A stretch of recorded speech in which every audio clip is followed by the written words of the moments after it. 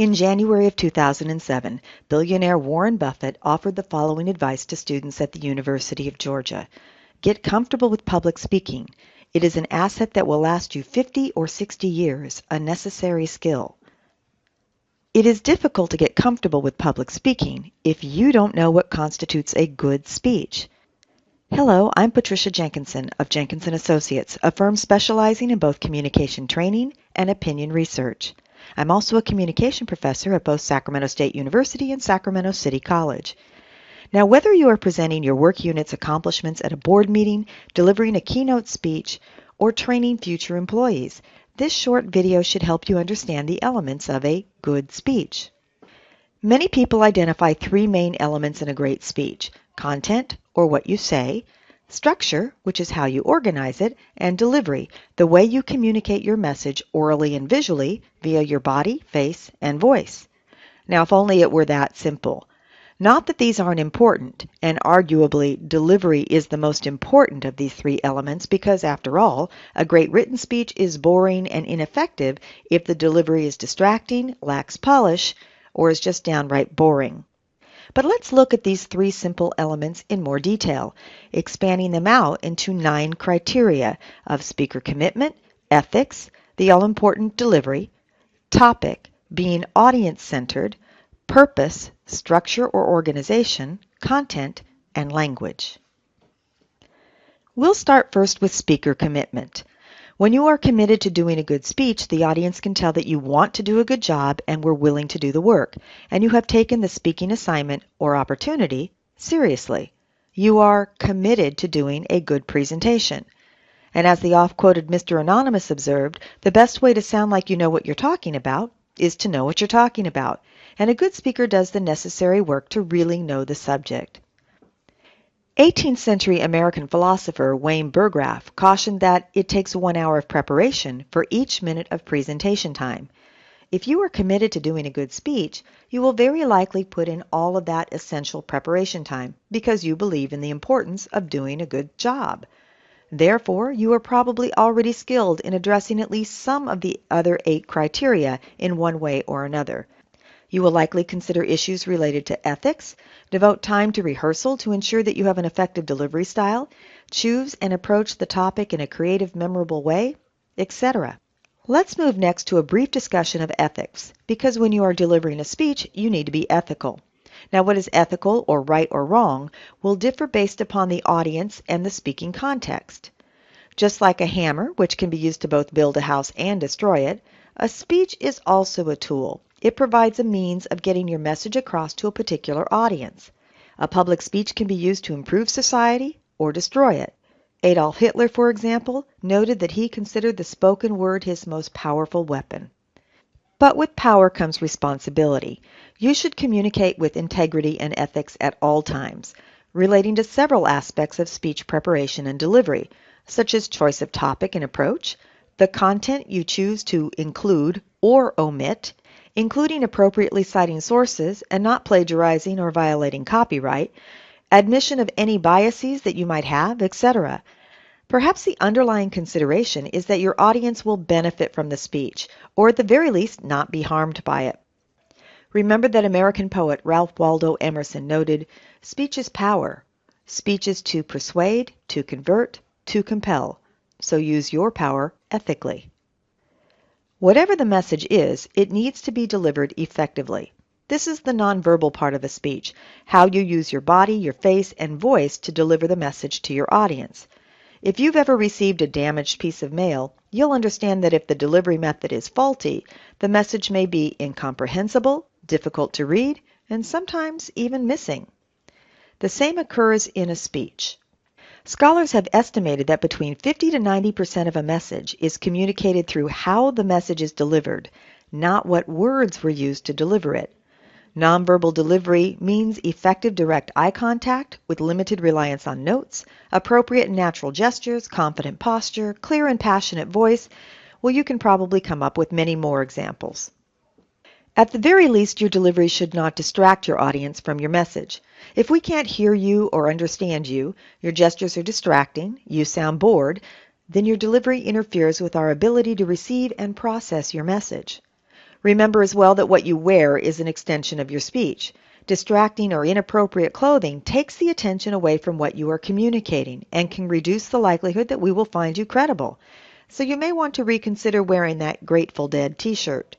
Your delivery should not only not be distracting, but it should augment or enhance your verbal message, increasing the likelihood that we will find you to be credible, likable, and comfortable with the topic, the occasion, and the audience. In most cases, you should sound natural, as if you are having a conversation with us rather than speaking at us. Your delivery should also minimize the appearance of speech anxiety. Now notice that I said minimize, not eliminate. As Mark Twain once observed, there are only two types of speakers in the world. One, the nervous, and two, liars. Speech anxiety is inevitable. Your goal is to manage it, not eliminate it. And see if you can get it to work for you. Channel it into positive energy in the speech. Now, in the beginning, you may have to fake your confidence and enthusiasm. After all, if you sound disinterested in your topic, why should we, as the audience, even want to pay attention? It's hard to overestimate the necessity of a dynamic, energetic delivery. Remember that the audience is the reason that you are giving the presentation. They are the center of your presentation. Without an audience, you are delivering a monologue to yourself. When preparing and delivering your speech, recognize that the audience is the primary driver. All of the decisions about the speech, topic, examples, organization, even delivery method should be made with your audience in mind. There is no such thing as a one-size-fits-all speech. Ask yourself, how can I hook my audience and then keep them hooked throughout the speech? This means that you'll likely spend time brainstorming creative ways to keep your audience interested and make the speech memorable. Let's turn next to the criteria of topic. Even if you aren't able to select your own topic, you can usually choose how you will approach it. We've already addressed the importance of audience analysis, but consideration of the situation is also important. This includes the occasion and purpose. What exactly are you trying to accomplish? Why are you here? Or perhaps a better question is, why is the audience here? A speech given at a workshop has a completely different purpose than a sales presentation at an oral interview. Time and place are also important to consider. How long should the presentation be? Winston Churchill, well known for his bluntness and at times off-color humor, advised that a good speech should be like a woman's skirt, long enough to cover the subject and short enough to create interest. So watch your time.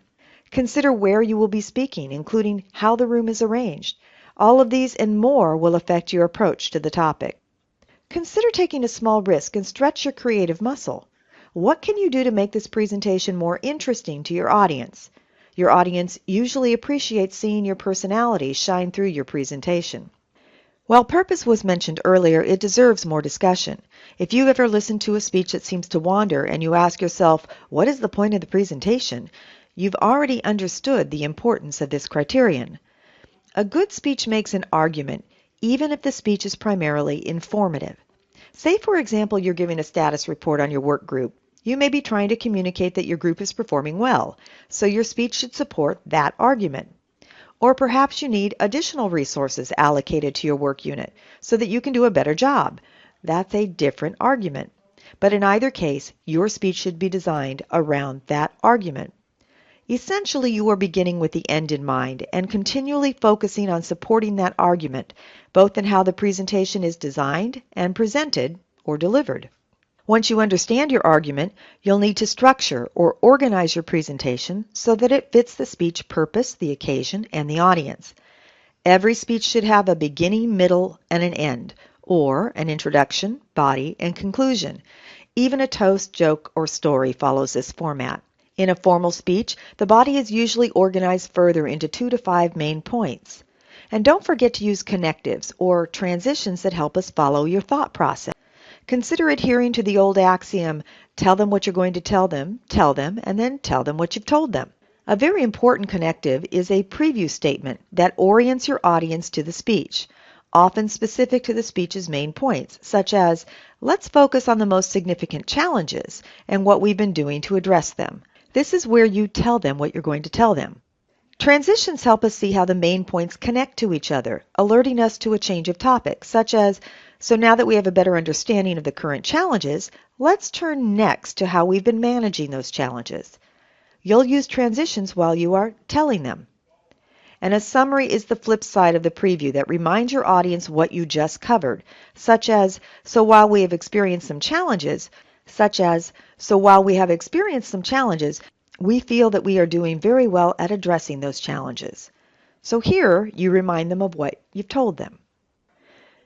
This may sound redundant, and it is, but remember that unlike written material where we can glance forward to see future content or flip back to refresh our memory, an oral presentation is auditory, so unless you help us out, we can easily get lost. And of course, once you have the structure, you'll need to fill it in with substance or content. After all, that's what the audience expects from the speaker, content.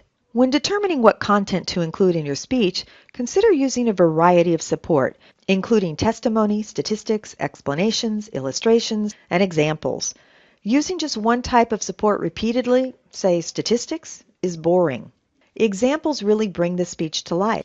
Rather than just speaking in generalities about how your department is doing, include examples as support. Relate a story with just enough specifics to keep us interested. And consider the guidelines for using support in terms of relevance to the topic and audience, recency of evidence, qualification of the sources of the evidence you're using, etc. And finally, the language you use should be appropriate to the audience and the occasion. A speech of tribute, for example, will use different language than a status report in a business meeting.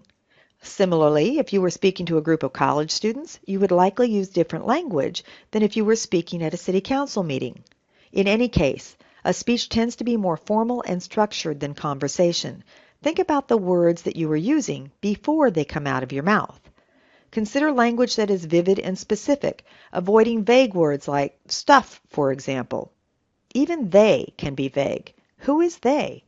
And of course, you can use language to create word pictures, such as a balance sheet that is splattered with red ink. Most audiences want to feel that they are listening to a real person, not an automaton. Let your personality come through. And if you feel comfortable, add some appropriate and tasteful humor to your presentation. But again, this depends upon the audience and the occasion. Now let's take some time to reflect upon what we've covered. 9 criteria for what constitutes a good speech. Thinking of the criteria we discussed, which do you think is the most important? Could there be a fatal flaw in a speech? In other words, if the speech meets all but one of the criteria, can it still be classified as a good speech? As you work on improving your comfort level in public speaking, keep in mind the Ralph Waldo Emerson quote, that all the great speakers were bad speakers at first. With some attention to these criteria, you are well on your way to delivering a good, maybe even a great, speech. If you'd like to contact me about developing a custom communication workshop for your organization on public speaking or communication in general, please contact me via my website at jenkinsonassociates.net.